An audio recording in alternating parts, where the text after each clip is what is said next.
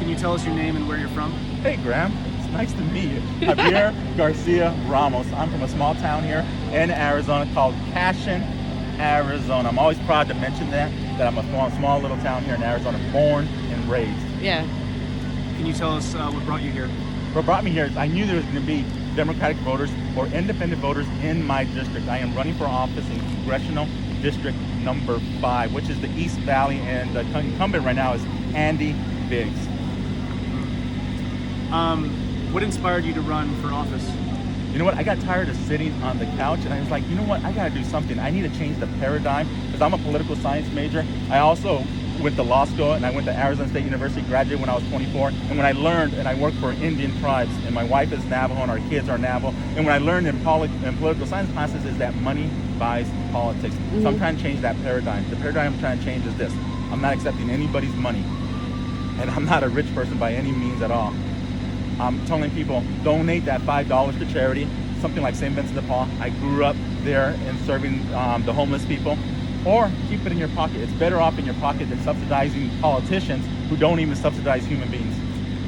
That's really interesting that you mentioned getting money out of politics. Is that correct?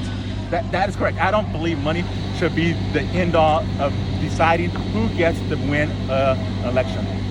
Do you have policy ideas for how to achieve that? Because I know that there are a number of different competing ideas of how to do that. I don't have any policy ideas on how to achieve that. The only way I'm going to achieve that is by just meeting people, hitting the pavement, talking to people. In the last weekend, I have gathered over 200 signatures by myself, and I must have talked to 1,000 people. So I really believe this is what that. You happen to be from Gilbert, Chandler, Queen Creek, or Mesa? I'm trying to run against Andy Biggs. Thank you so much. So I don't have any policy decisions on how to do that. Nobody has all the answers and solutions. My idea is just to talk to people. And I really believe all the studies show that if you meet people eye to eye, you're sincere, you really can make a difference in that person's life, make them feel like they're the only person in the world that matters. I like what you're saying in terms of like bringing as many people into the discussion as possible. Just going back to getting money out of politics, right? Going back to there's competing ideas. There's the Cenk Uygur Young Turks, what is it called? Wolf Pack philosophy, which is we need a new amendment. I think it's a 28th. Okay. Could be wrong on that number. Amendment to ban all money in politics. That's one idea. Another idea is proposed by Andrew Yang. He was running for president on the Democratic side, and what he wanted to do is institute an idea called democracy dollars, which is give every American citizen $100 per year, and with that money they can use to donate to a political candidate, to a political cause, to whatever they want, as long as it's on like sort of a registered list that they can donate to, and that way we can flood the big corporate or the the big greedy money out of the system. So I was just wondering, like, what are your like philosophical leanings in terms of like what might be a good way to get money out of politics? My basic philosophical idea is this, that people are more important than corporations, okay? So I don't want to take away anybody's free speech. People should have the right to donate money and everything else. My personal feeling is I am not going to accept anybody's money. I don't know about these higher decision-making ideas and everything else. My basic idea is I'm trying to make a difference in each individual and talking to them personally. Individuals can donate whatever they want to donate to a certain limit, of course, but corporations should not have that same right. The Supreme Court has decided that corporations are people too, and I really can't even stand that concept. I can't wrap my mind around that concept that a corporation is more important than the individual person. I'm actually really glad you said that because it segues to a topic that I'm really passionate about. I think that because we have a conservative Supreme Court, the law of the land of what is it? It was oh man, I'm blanking on the Supreme Court decision. But it was Citizens United versus Citizens United versus FEC, and then there was another one. But it basically, the ruling was that money is speech and corporations are people. Yep. So even if we disagree with that, right, the Supreme Court says that is the law of the land. And what I'm saying is that if we have to live with that reality, then we need a guaranteed minimum income for all Americans, because the federal court, the Supreme Court just said that money is speech. So if we do not have money, if Americans have no money in which to donate to a candidate or to a cause, then that infringes on their First Amendment rights. What do you think about that? I definitely understand it, but I thought this was about me, Graham, not about your personal leanings. Oh, I'm just curious as to your thoughts on that. Yeah, I didn't agree with Citizens United, but you're correct. The United States Supreme Court is the supreme law of the land, but Congress can always change that because they're the lawmakers, okay? So they're the Supreme Court, Congress can always change that law. But I never believe with the basic concept that corporations are people. So I understand what you're saying is that, well, some people don't have money. That's what I'm trying to change the paradigm. I'm coming out here, hitting the floor. I think politicians need to meet the people that they're representing. That's what I'm trying to do, okay? So you think that Congress should override those Supreme Court rulings?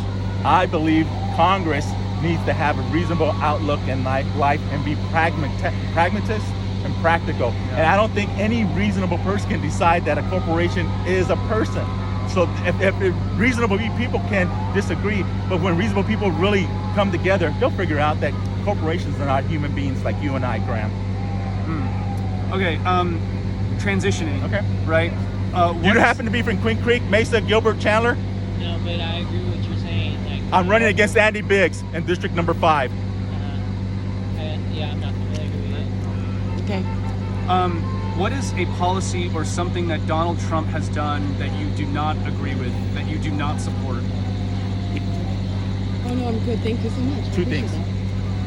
One, it really upset the Hispanic, Mexican American community when he came out strongly talking about just stereotyping all Mexicans that we're thieves, rapists. Do I look like a thief? Do I look like a rapist? Look at my background. Have I committed any of those crimes? So I'm trying to change. That's the other paradigm that I'm trying to change.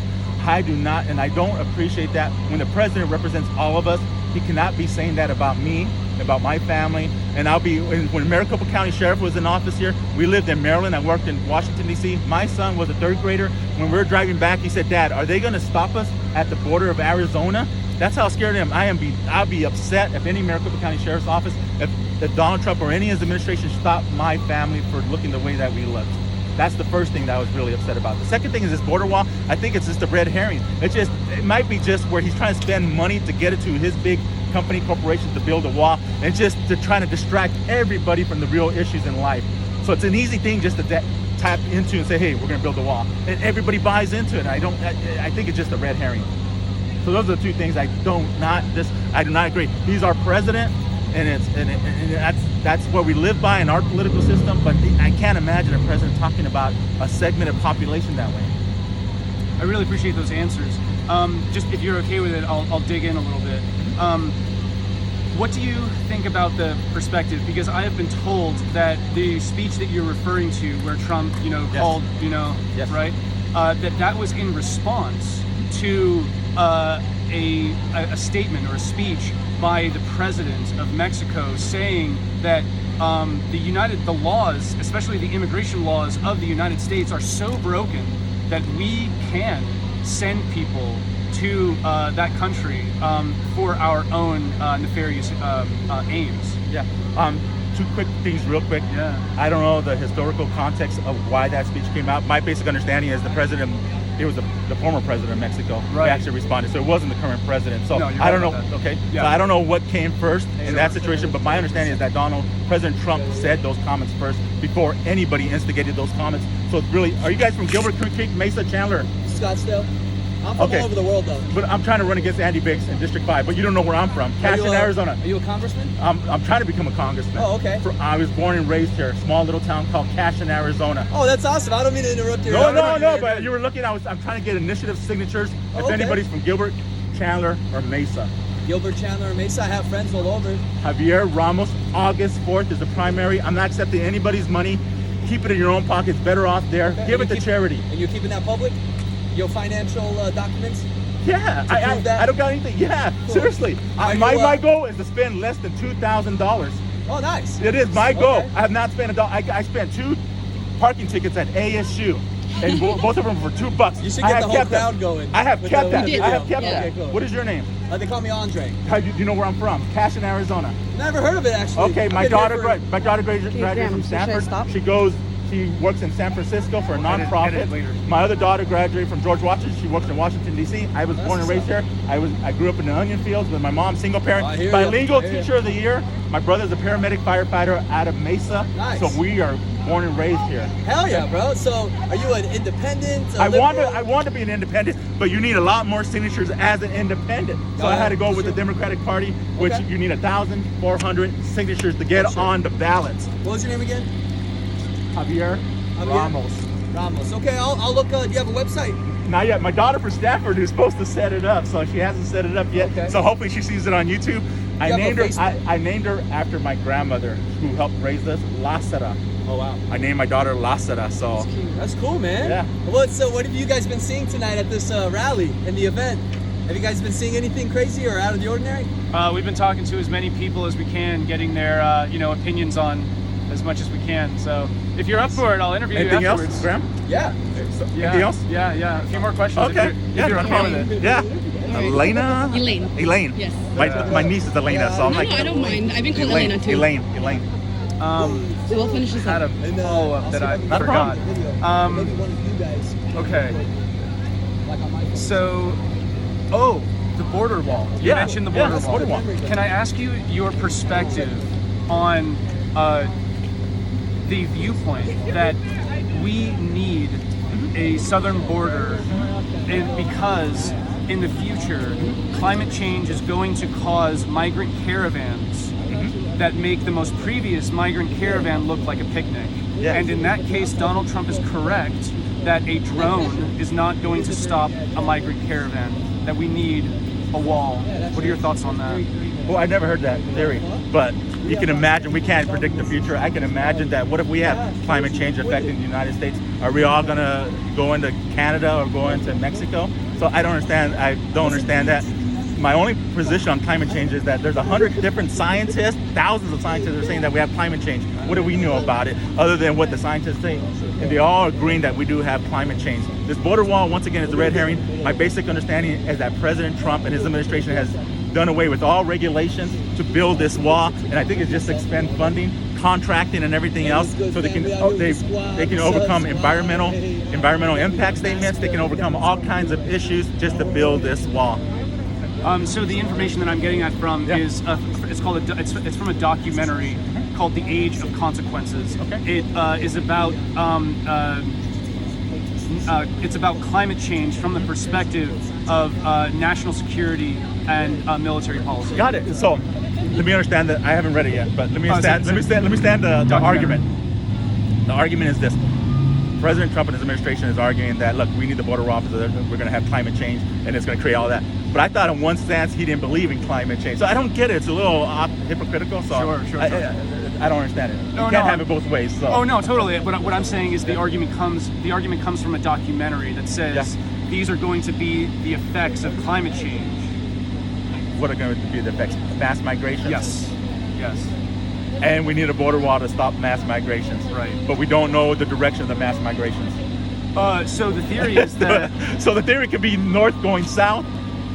Oh no, so you're right that the theory could be wrong, but but the theory as it stands is that the middle of the earth is going to get very hot, and it's going to be very difficult to live there, and many people from South America are going to go north through Mexico to try to reach the United States. Okay, so I have my own theories. Yeah. My basic theory is that people were indigenous to the United States, and they populated going out, okay? Sure. So there's populations of human beings of the world. So I probably look into it more. It might be where people are migrating from north to south. So, you know what I mean? I haven't read anything yet, so I don't know how to... No, definitely. Definitely. We could be wrong in that in the predictions. Yeah, but stopping millions and millions of people and letting them die doesn't make sense. We're all human beings. I don't think you should have a border wall just so you can keep people back from living and just letting them die. It doesn't make any sense.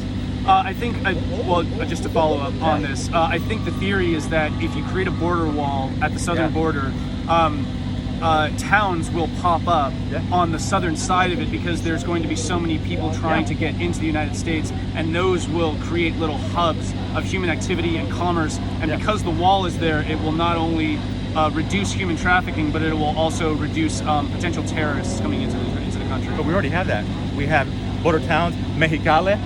We have border towns on Calexico, Mexicali, Juarez. We already have that. So you don't need a border wall to create commerce and everything else. You already have that. Sure. As they exist right now, Yeah. what the theorists are saying is that those border towns are going to be much bigger and more populous than they are right now. And so sorry, Graham, I don't know what the issue is there. No, it's totally fine. He's just picking your brain. I don't know what the issue is there. It's a perspective of national security. That's pretty much it. Oh, it's a perspective of national security. Yeah. Okay. Wasn't the basic understanding that no terrorists came from the southern boundary? That's definitely an argument. I thought that was the facts, that no terrorists have come from the southern boundary. I think that was a statement. Yeah. Yeah. So I don't understand, but national security. So you're not talking about terrorists, we're talking about population. A lot amount of people being a national security threat. I think the perspective is that potential terrorists could come from. Okay. Yeah, we can theorize all day. Okay. We're not getting anywhere, Graham, on that one. No worries. I'm like, okay, they can come from anywhere. No, I mean, don't know. I Yeah. appreciate your perspective on it. Right. I only have 2 questions left for you. Okay. If that's okay. Yeah. Is there a policy or something that President Trump has done that you agree with, that you support? Let's see here. You know what? I haven't really read into the new NAFTA agreement. I agree with not an isolationist system, so we should have an agreement, and we should. I was thinking about this the other day. This whole thing about America first, right? My basic understanding of America first, that we look out for not only us, but we look out for freedom throughout the world. So I believe that's what I came up with. I was like, you know what the hell does America first mean? Make America great. It's not just a domestic policy. It was an international foreign policy that made America great. So I was like, we're missing the whole thing. I think making America great is our international and domestic policies. So that's how I was like, so I agree with not being isolationist. If we can come with agreements between Mexico, United States, and Canada, like NAFTA was. My little hometown on the east side is Polytechnic Campus, which is the Mesa Gateway Airport. It's going to be the biggest hub for international commerce between Canada, Mexico, and the United States, where they're going to be able to do commerce within one day and just review all that, the products going across the country. And your second question. Last question for you. If you were to have lunch with President Trump tomorrow, what is a policy or something that you would ask him to do? Well, you know what I'm gonna say, Graham. I'm gonna say it really bothers us, President Trump, that you put down a whole segment of society that you represent, and you don't know the damage that's done to that segment of society. You have effectively continued to try to make us second-class citizens. We're not. Like I indicated, my wife is indigenous to this continent. I was born and raised here. So that has really made an impact upon us. But we won't let that hold my family or myself down, because we know who we are. We attended President Trump's rally in Des Moines, Iowa, and at that rally, Vice President Mike Pence said to all of us, President Trump will heal this nation. So you are asking President Trump to, in that mission to heal America, that he also include racial issues and racial divisions, including your people, into his mission. Yeah, I'm sorry, I didn't hear Vice President Pence's. Vice President Pence said yeah. To heal, but heal what? Heal what? What was he talking about? What was broken to heal? So we're on the same page.